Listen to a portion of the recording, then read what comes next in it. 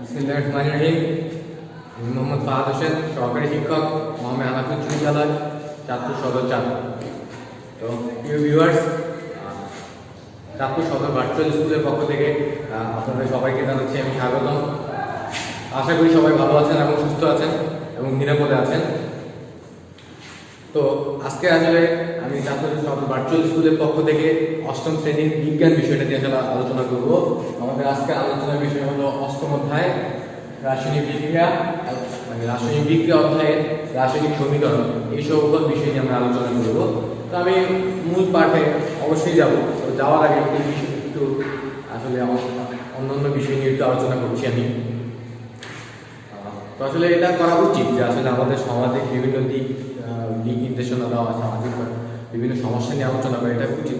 ওই পরিপ্রেক্ষিতেই আসলে আমাকে একটু বলতে হচ্ছে যে আসলে আমাদের সমাজের মধ্যে অনেক বড় একটি সমস্যা কিন্তু মাদক।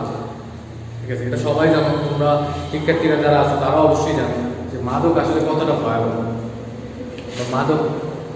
মাদক জিনিসটা কি? যে কোনো নেশা জাতীয় দ্রব্য আসলে মাদক। ঠিক আছে, মানে আমাদের স্বাভাবিক মাদক কিন্তু আমাদেরকে আসলে স্বাভাবিক জীবন থেকে দূরে সরিয়ে আনে। ঠিক আছে, এটা তোমাদের সম্পর্কে জানতে হবে যে মাদকের গ্রহণের কারণে আমাদের মস্তিষ্ক বিকৃত হতে পারে। এই জন্য অনেক সময় মাদক, অতিরিক্ত মাত্রায় মাদক গ্রহণের কারণে বা মাদক গ্রহণের কারণে অনেক মানুষ তার মানসিক ভারসাম্য হারিয়ে ফেলে।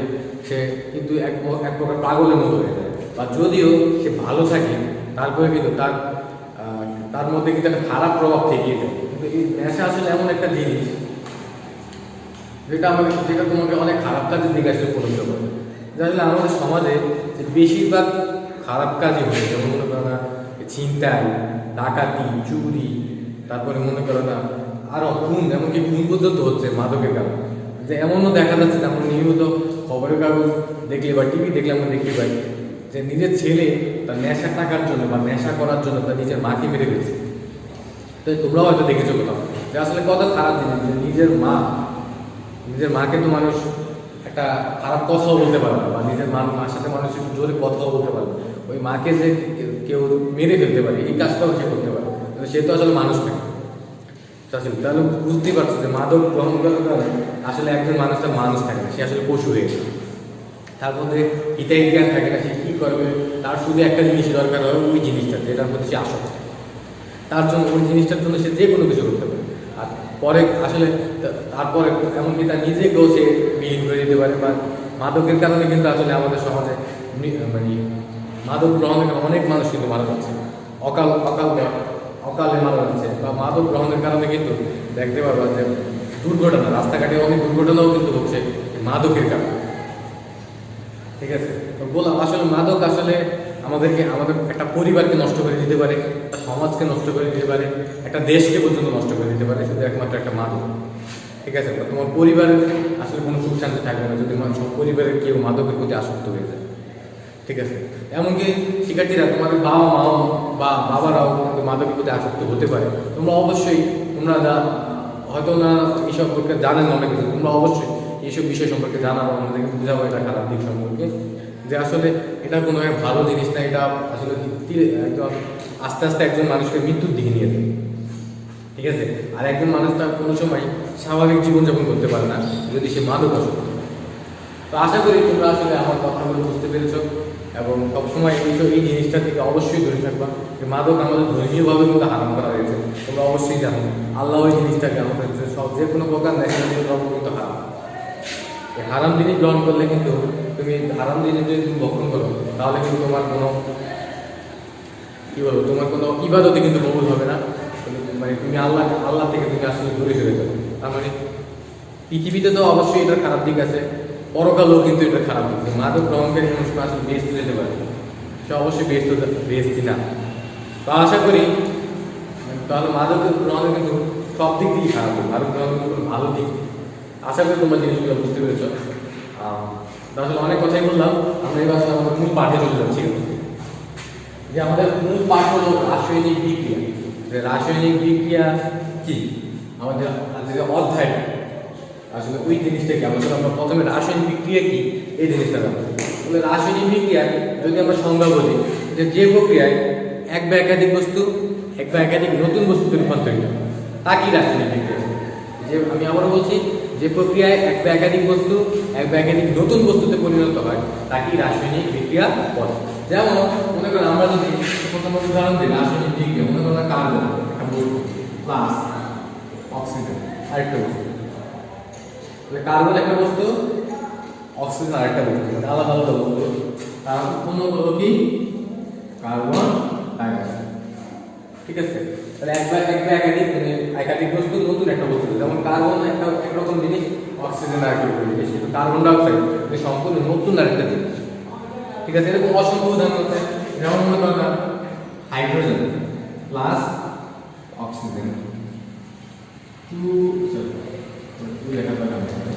H2O। দেখো হাইড্রোজেন একটা বস্তু, এক ধরনের পদার্থ, অক্সিজেন কিন্তু আরেক ধরনের পদার্থ, দুইটা মিলে কিন্তু পানি তৈরি করছে, নতুন এক ধরনের বস্তু তৈরি হচ্ছে। তাহলে আমরা বুঝতে পারছি যে এক বস্তু নতুন, এখন হয়তো বলতে পারবো উৎপাদক কিন্তু অনেকগুলো হতে পারে। আমরা আসলে একটা উদাহরণ দেখি, যেমন মনে করো না ক্যালসিয়াম কার্বন, যেটাকে আমরা বলি চুনাপাথর, calcium carbonate plus hydrochloric acid.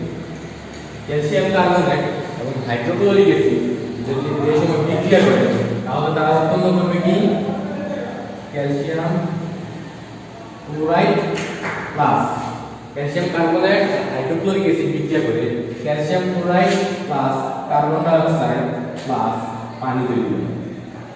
ঠিক আছে, দেখো দুইটা বস্তু দিয়ে কিন্তু তিনটা বস্তু তৈরি হয়ে যাবে নাকি? তাহলে একাধিক বস্তু বিক্রিয়া করে নতুন, কারণ পুরোপুরি এই অংশগুলো বা এই উৎপাদগুলো যেগুলো উৎপন্ন হয়েছে এগুলো কিন্তু বিক্রিয়কে নাই। ঠিক আছে, তাহলে আশা করি তোমরা রাসায়নিক বিক্রিয়া সম্পর্কে বুঝতে পেরেছো। মানে আমি বললাম উদাহরণ কিছু, যে প্রক্রিয়ায় এক বা একাধিক বস্তু এক বা একাধিক নতুন বস্তুতে রূপান্তরিত হয় তাকে কি বলা হয় রাসায়নিক বিক্রিয়া। তো আশা করি রাসায়নিক বিক্রিয়া জিনিসটা তোমাদের মানে ক্লিয়ার হয়েছে। তো রাসায়নিক বিক্রিয়া শেষে এবার আসবো আমরা রাসায়নিক সমীকরণ। ঠিক আছে, তো রাসায়নিক সমীকরণ দেখি আসলে যদি আমরা সহজভাবে বলতে চাই যে রাসায়নিক বিক্রিয়াতে প্রকাশের একটা মাধ্যমে কিন্তু রাসায়নিক সমীকরণ, বা রাসায়নিক বিক্রিয়াকে সহজভাবে প্রকাশের জন্য আমরা যে পদ্ধতিটা ব্যবহার করি তাই হলো কি রাসায়নিক সমীকরণ। ঠিক আছে, আর যদি আসলে রাসায়নিক সমীকরণ সংখ্যা দেওয়া লাগে আমি একটা জিনিস আসলে একটু ক্লিয়ার করছি। যেমন রাসায়নিক বিক্রিয়া কিন্তু দুইটা অংশ থাকে, একটা বাম দিক একটা কি ডান দিক, বা রাসায়নিক সমীকরণের দুইটা অংশ থাকে, একটা বাম অংশ একটা যে কি ডান অংশ। রাসায়নিক সমীকরণ বা বিক্রিয়া মানে সমান সমান বা তীর চিহ্ন বামে যেটা থাকে, বামে যে অংশ থাকে তাদেরকে বলা হয় বিক্রিয়ক, এবং সমান সমান বা তীর চিহ্ন ডানে যেগুলো থাকে তাদেরকে বলা হয় কি উৎপাদক বা উৎপাদ। ঠিক আছে, তাদেরকে বলা হয় কি উৎপাদ। সমান সমান বা তীর চিহ্ন বামে যেগুলো থাকে তাদেরকে বলা হয় বিক্রিয়ক, এবং ডানে যেগুলো থাকে তাদেরকে বলা হয় কি উৎপাদ। তো আমরা আসলে সংজ্ঞা যাচ্ছি, রাসায়নিক সমীকরণের সংজ্ঞা দিতে যাচ্ছি। যে রাসায়নিক সমীকরণের সংজ্ঞাটা আসলে আমরা এইভাবে দিতে পারি যে যদি কোনো যে প্রক্রিয়ায় কোনো বিক্রিয়ক এবং উৎপাদকে, ঠিক আছে, যে প্রক্রিয়া কোনো যেমন এগুলো হলো বিক্রিয়ক আর এগুলো হলো কি উৎপাদ, কোনো সমান সমান তীর চিহ্ন বা বীজগণিত প্রতীক বা সংকেতের মাধ্যমে আমরা প্রকাশ করি তাকে বলা হয় রাসায়নিক কি সমীকরণ। তাহলে আমরা আরো সুন্দরভাবে বলে কোনো বিক্রিয়ায় অংশগ্রহণকারী বিক্রিয়ক এবং উৎপাদগুলোকে প্রতীক মানে যদি সংজ্ঞা দিতে যাই তো রাসায়নিক বিক্রিয়া অংশগ্রহণকারী বিক্রিয়ক এবং উৎপাদকগুলোকে প্রতীক সংকেত ও কতগুলো চিহ্নের মাধ্যমে, চিহ্ন বলতে সংক্ষেপে প্রকাশ করা কি বলা হয় কি রাসায়নিক সমীকরণ। তো আমরা আসলে যেটা বললাম যে মনে করো না আমরা বলছি কোনো প্রতীক, যেমন মনে করো না প্রতীক বলতে জায়গায় যেমন আমরা কার্বন একটা কিন্তু প্রতীক, যেমন সংকেত ক্যালসিয়াম কার্বনেট বা HCl হাইড্রোক্লোরিক অ্যাসিড এগুলো কিন্তু কি সংকেত। তাহলে কোনো এরপরে যে কোনো চিহ্ন প্রতীক সংকেত, তারপরে আবার চিহ্ন মনে করেন যোগ তীর চিহ্ন বা সমান সমান চিহ্ন হতে পারে। চিহ্ন বলতে আসলে যোগ চিহ্ন তীর চিহ্ন বা সমান সমান চিহ্ন হতে পারে। এই সকল জিনিসের মাধ্যমে প্রকাশ করা আসলে তাকে বলা হয় রাসায়নিক সমীকরণ। তাহলে আমি আবার বলছি রাসায়নিক সমীকরণটা কি। তো রাসায়নিক সমীকরণ হলো রাসায়নিক বিক্রিয়াকে সহজভাবে প্রকাশের একটি মাধ্যম, আর যদি সংজ্ঞায় আমরা আসি যে কোনো রাসায়নিক বিক্রিয়ায় অংশগ্রহণকারী বিক্রিয়ক এবং উৎপাদগুলোকে কতগুলো প্রতীক, সংকেত এবং চিহ্নের মাধ্যমে সংক্ষেপে প্রকাশ করাকে বলা হয় রাসায়নিক সমীকরণ। তো আশা করি, যেমন মনে করেন আমরা যে উদাহরণগুলো দিচ্ছি এগুলোর মাধ্যমে আমরা আসলে বোঝার চেষ্টা করছি। আমরা অন্য উদাহরণ দিচ্ছি না। যে মনে করো না এখানে বললাম রাসায়নিক সমীকরণ, যেমন এই যে প্রতীক, সংকেতের মাধ্যমে আমরা প্রকাশ করছি। নতুন এক ধরনের পদার্থ তৈরি হয়েছে যাদেরকে আমরা আসলে একটা তীর চিহ্নের মাধ্যমে প্রকাশ করছি, তা কি বলা হয় আসলে রাসায়নিক সমীকরণ। তো রাসায়নিক সমীকরণ, আমরা আসলে রাসায়নিক সমীকরণ কি এটা জানলাম। রাসায়নিক সমীকরণের কতগুলো বৈশিষ্ট্য আছে। তো আমরা এখন রাসায়নিক সমীকরণের বৈশিষ্ট্যগুলো সম্পর্কে জানবো, যে রাসায়নিক সমীকরণ আসলে কি কি নিয়ম মেনে চলে। ঠিক আছে, তাহলে আমরা জানলাম যে রাসায়নিক সমীকরণের দুইটা অংশ থাকে, একটা হলো বিক্রিয়ক, একটা হলো কি উৎপাদ। তো প্রথম আমরা যে জিনিসটা শিখবো যে রাসায়নিক সমীকরণের বিক্রিয়ক এবং উৎপাদের মাঝে আমরা একটা সমান সমান বা তীর চিহ্ন ব্যবহার করবো। কি ব্যবহার করবো? আমি আবার বলছি, রাসায়নিক সমীকরণের বিক্রিয়ক এবং উৎপাদের মাঝে আমরা সমান সমান অথবা তীর চিহ্ন ব্যবহার করবো। তো তীর চিহ্ন ব্যবহার করবো কোন সময়? আসলে আমরা ওই বা সমান সমান চিহ্ন কোন সময় ব্যবহার করবো আমরা একটু পরে আসছি ওই সম্পর্কে। তারপরে আসছে যে রাসায়নিক বিক্রিয়ায় যদি একাধিক বিক্রিয়ক থাকে, ঠিক আছে, রাসায়নিক বিক্রিয়ায় যদি একাধিক বিক্রিয়ক থাকে বা উৎপাদ থাকে, যেমন এই জায়গায় একাধিক বিক্রিয়ক আছে, তাহলে বিক্রিয়কগুলোকে আমরা কিসের মাধ্যমে একসাথে করছি? যোগ চিহ্নের মাধ্যমে। ঠিক আছে, যেমন আমার এই জায়গায় একাধিক উৎপাদ আছে, উৎপাদগুলোও কিন্তু আমরা কিসের মাধ্যমে একসাথে করেছি আমরা যোগ চিহ্নের মাধ্যমে। তাহলে এইটাই হলো আসল কথা, যে রাসায়নিক বিক্রিয়ায় যদি একাধিক বিক্রিয়ক অথবা উৎপাদ থাকে বা রাসায়নিক সমীকরণ যদি একাধিক বিক্রিয়ক হয়, তাদেরকে অবশ্যই আমরা যোগ চিহ্নের মাধ্যমে আমরা একসাথে করব। ঠিক আছে, তো তারপরে যে একটা বৈশিষ্ট্য, যে রাসায়নিক সমীকরণ বা রাসায়নিক বিক্রিয়া আসলে ভরের সংরক্ষণশীলতা নীতি মেনে চলে। ঠিক আছে, ভরের সংরক্ষণশীলতার বলতে কি, যে বাম পাশে রাসায়নিক সমীকরণের মানে বিক্রিয়কে যতগুলো পরমাণু থাকবে, ঠিক আছে, কোনো একটা পদার্থ, যেমন মনে করো না এই সমীকরণে রাসায়নিক বিক্রিয়ায় বাম পাশে হাইড্রোজেনের কয়টা পরমাণু আছে? 2টা। ঠিক আছে, ডান পাশে দেখো উৎপাদে কিন্তু হাইড্রোজেনের কয়টা পরমাণু আছে? 2টা। ঠিক আছে, কিন্তু আবার দেখো অক্সিজেনের কয়টা পরমাণু আছে? আচ্ছা, আমরা প্রথমে সুবিধার্থে আমরা প্রথম সংখ্যাটাকে আমরা বলছি, যে এখানে হলো 1 নম্বর, 2 নম্বর, 3 নম্বর উদাহরণ। আমরা প্রথম যে বিষয়টা আমরা দেখছি যে কার্বন, দেখো এই রাসায়নিক সমীকরণে বিক্রিয়কে কয়টা পরমাণু আছে? 1টা। কার্বন একটা পরমাণু আছে, উৎপাদেও কিন্তু কার্বনের কয়টা পরমাণু আছে? 1টা। তাহলে ঠিক আছে, কার্বন। তারপর দেখো অক্সিজেনের কয়টা পরমাণু আছে? 2টা। তারপর উৎপাদেও অক্সিজেনের কয়টা পরমাণু আছে? 2টা। মানে পরমাণুর সংখ্যা কিন্তু বামে যা ডানেও, নাকি? তার মানে বিক্রিয়কের বাম পাশে ভর যত, ডান পাশে বড় কি তত। মানে রাসায়নিক বিক্রিয়া ভরের বা রাসায়নিক সমীকরণ ভরের সংরক্ষণশীলতা নীতি মেনে চলবে। ঠিক আছে, কিন্তু দেখো দ্বিতীয় উদাহরণটাতে কিন্তু আসলে একটু ভিন্নতা আছে। দ্বিতীয় উদাহরণটাতে কিন্তু আমি আসলে ঠিক লিখি যে রাসায়নিক যেমন দেখো মানে আসলে ভরের সংরক্ষণশীলতা নীতি মেনে আসলে আমরা লিখি না। যেমন হাইড্রোজেন আর অক্সিজেন বিক্রিয়া পানি উৎপন্ন করবে, এটা ঠিক আছে, কিন্তু আসলে দেখো এখানে হাইড্রোজেন কয়টা আছে? 2টা। তো অক্সিজেন আছে কয়টা? 2টা, কিন্তু এখানে লিখছি মাত্র কয়টা? একটা, মানে একটা অক্সিজেন আছে। তার মানে কি এই ক্ষেত্রে আসলে ভরের সংরক্ষণশীলতা নীতি মেনে চলে না, বা পরমাণুর সংখ্যা কিন্তু আমি সমান করি। তো আমি বলেছিলাম যে আসলে কি চিহ্ন দেবো কোন সময়? সমান সমান চিহ্ন দেবো কোন সময়? আসলে আমি এই কথাটাই বলার জন্য এখানে আসছি, যে রাসায়নিক সমীকরণের ক্ষেত্রে যে সময় আমি কি দিব? তীর চিহ্ন দিব, ওই সময় উভয় ক্ষেত্রে মানে বিক্রিয়ক এবং উৎপাদে পরমাণুর সংখ্যা সমান না করলেও হবে। বা যে সময় মানে রাসায়নিক বিক্রিয়ায় যে সময় বিক্রিয়ক এবং উৎপাদে পরমাণুর সংখ্যা সমান থাকে না, ঠিক আছে, পরমাণুর সংখ্যা যে সময় সমান থাকে না, ওই সময় আমরা কি ব্যবহার করি? তীর চিহ্ন ব্যবহার করি।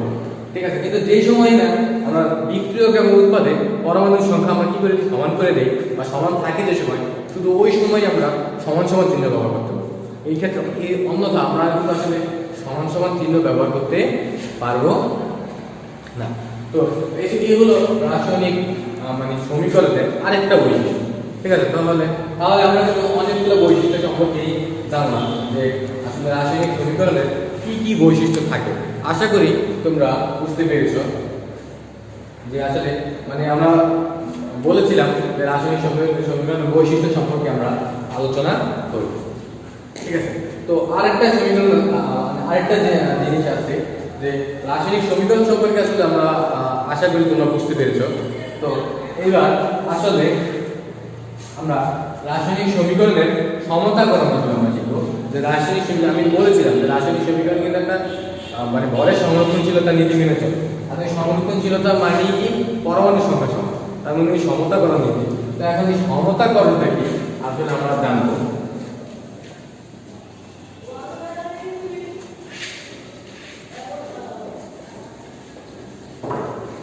আমরা আসি আমাদের পরবর্তী আলোচনার বিষয়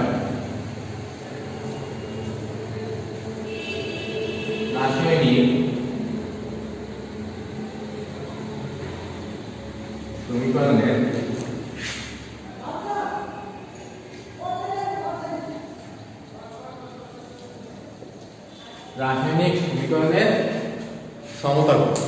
আসলে রাসায়নিক সমীকরণের সমতাকরণ কি, মানে রাসায়নিক সমীকরণের সমতাকরণ বলতে আসলে বোঝায় বিক্রিয়ক এবং উৎপাদে পরমাণুর সংখ্যা কি করা, সমান করা।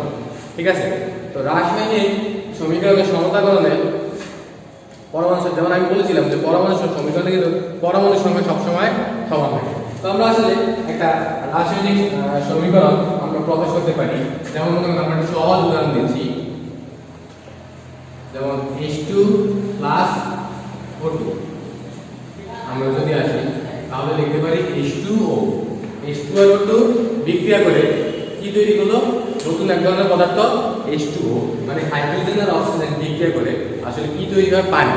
তাহলে এটা তোমরা সবাই জানো যে হাইড্রোজেন আর অক্সিজেন বিক্রিয়া করে সবসময় কি তৈরি হয়, পানি। তাহলে আমি বলেছিলাম, আমি এই উদাহরণ আগেও দিয়েছি যে আসলে দেখো এবার আমরা দেখবো সমতাকরণ বলতে বলতে বুঝেছি কি আমরা পরমাণুর সংখ্যা সমান করা। দেখো আমরা পরমাণুর সংখ্যা সমান করতে পারছি না। দেখো বিক্রিয়ক H2 আর O2 এটা হলো কি বিক্রিয়ক, আর H2O এই অংশটা হলো কি উৎপাদ। ঠিক আছে, তো এখন বিক্রিয়কে হাইড্রোজেন আছে কয়টা, দুইটা, আর উৎপাদে হাইড্রোজেন আছে কয়টা, তাও দুইটা। তাহলে ঠিক আছে, হাইড্রোজেন কোনো সমস্যা নাই। কিন্তু অক্সিজেনের ক্ষেত্রে একটু ভিন্নতা দেখা যায়। যেমন বিক্রিয়কে অক্সিজেন আছে কয়টা, দুইটা। ঠিক আছে, বিক্রিয়কে অক্সিজেন আছে কয়টা, দুইটা, মানে দুই পরমাণু।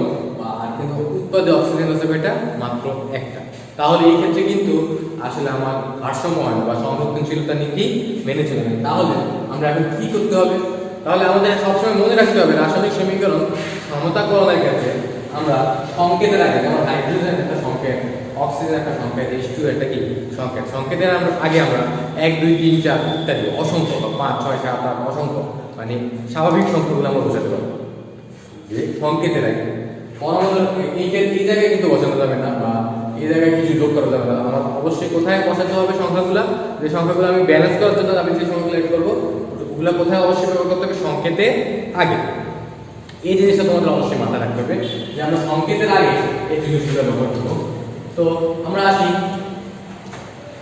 মনে করো না আমরা এখানে তীরচিহ্ন কেন ব্যবহার করেছি, কেন আমরা এখানে দেখতে পেরেছি যে আসলে আমরা পরমাণুর সংখ্যা কিন্তু আমরা সমান করিনি, এজন্য আমরা তীরচিহ্ন ব্যবহার করেছি। এখন যে সময় যেই মাত্রায় আমরা পরমাণুর সংখ্যা সমান করবো ওই সময় কিন্তু আমরা সমান সমান চিহ্ন ব্যবহার করবো। তো আশা করি আমরা আসি সমান, যেমন H2, ঠিক আছে, প্লাস O2 ফাঁকা রাখলাম এদিকে। দেখো আমরা যেহেতু সমতাকরণ করবো তাহলে আমরা টিকিটকে দিয়ে দিই, যেহেতু আমরা সমতাকরণ করবো পরমাণুর সংখ্যা সমান করবি। তো দেখো এই ক্ষেত্রে হাইড্রোজেন ঠিক আছে, কিন্তু অক্সিজেন দুইটা করতে হবে। তার জন্য আমরা এটা 2 গুণ করে দেব H2O। ঠিক আছে, তো আসলে এটা মনে রাখতে হবে যে রাসায়নিক সমীকরণের সমতাকরণের কোনো নির্দিষ্ট কোনো কিন্তু নিয়ম নেই, কিন্তু কিছু কৌশল আছে। আসলে কিছু কৌশল অবলম্বন করে কোনো রাসায়নিক সমীকরণ সমতাকরণ তেমন কোনো সূত্রও নাই। তো রাসায়নিক সমীকরণ সমতাকরণের ক্ষেত্রে মূল জিনিসগুলো কি, তোমার বিক্রিয়ক এবং উৎপাদক দ্বারা একটা মানে বিক্রিয়ক উৎপাদন থেকে মানে একটা তোমার সুন্দর সমীকরণ লাগবে, বা বিক্রিয়ক থেকে যে উৎপাদটা তৈরি হবে তোমার ওই জিনিসটা সম্পর্কে ধারণা থাকতে হবে যে বিক্রিয়ক থেকে কি সিম্পল তৈরি হয় বা সহজ কথা একটা সুন্দর মতো একটা রাসায়নিক সমীকরণ তোমাকে প্রথমেই লিখতে হবে। তারপর তুমি কি করবা, পরমাণু সংখ্যা সমান করবে। পরমাণু সংখ্যা সমান করার জন্য আমাদের অক্সিজেন সংখ্যা সমান করার জন্য আমরা কি করলাম, এই H2O সংকেতটা এখানে 2 দিয়ে দিলাম। তো দেওয়ার পর এখন আমাদের কি করতে, দেখো আমরা এভাবে কত হলো, দেখো হাইড্রোজেন সংখ্যা হয়ে গেল 4, অক্সিজেন সংখ্যা হয়ে গেল কত 2। ঠিক আছে, অক্সিজেন সংখ্যা 2 ঠিক আছে, কিন্তু এখানে হাইড্রোজেনের সংখ্যা কত হয়ে গেল 4 হয়ে গেছে। তাহলে এখানে হাইড্রোজেন আছে কিন্তু কত, কয়টা, 2টা। তাহলে এটা কিন্তু একটা সমস্যা। এই সমস্যা সমাধানের জন্য আমরা কি করলাম, এটা 2 দিয়ে দিলাম হাইড্রোজেন। ঠিক আছে, তাহলে এবার দেখো হাইড্রোজেন সংখ্যা কয়টা, 2 দুগুণে 4, আর অক্সিজেন সংখ্যা কত 2টা। হাইড্রোজেন সংখ্যা 4টা, অক্সিজেন সংখ্যা কত 2টা। বিক্রিয় কত, দেখো হাইড্রোজেন সংখ্যা কত 2 দুগুণে 4, আর অক্সিজেন সংখ্যা এই যে 2টা।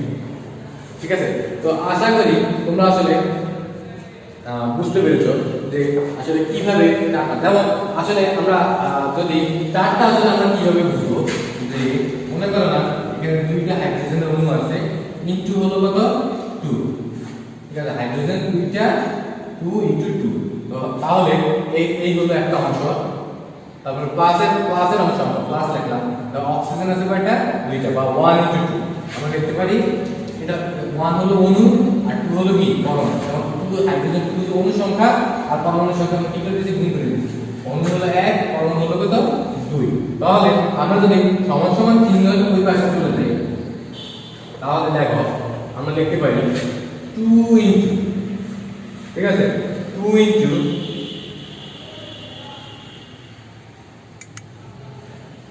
2 প্লাস 1, 2 ইনটু, দেখো 2 ইনটু 2 প্লাস কত 1।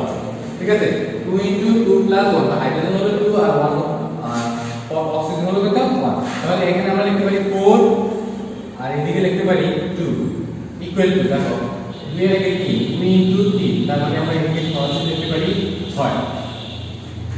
ঠিক আছে, তো দেখো এবার বিক্রিয়কের পরমাণু সংখ্যা কত 6, 6 যোগ করলে পরমাণু সংখ্যা কত 6, আর হাইড্রোজেনের সংখ্যা 4। দেখো এদিকে হাইড্রোজেনের সংখ্যা কিন্তু 4, অক্সিজেনের সংখ্যা কিন্তু 2। ঠিক আছে, তাহলে দেখো এখানে কোনো ব্যালেন্স হয়ে গেছে। তো আশা করি তোমরা রাসায়নিক সমীকরণ সমাধান এবং রাসায়নিক সমীকরণ কি এই জিনিসটা আসলে বুঝতে পেরেছো। এবং তোমরা তো বইতে আরো ডিটেইলস আছে, তোমরা বইটা অবশ্যই দেখবা, সাথে সাথে আমার লেকচারটা অবশ্যই দেখবা আশা করছি। আজকের মতো আল্লাহ হাফেজ।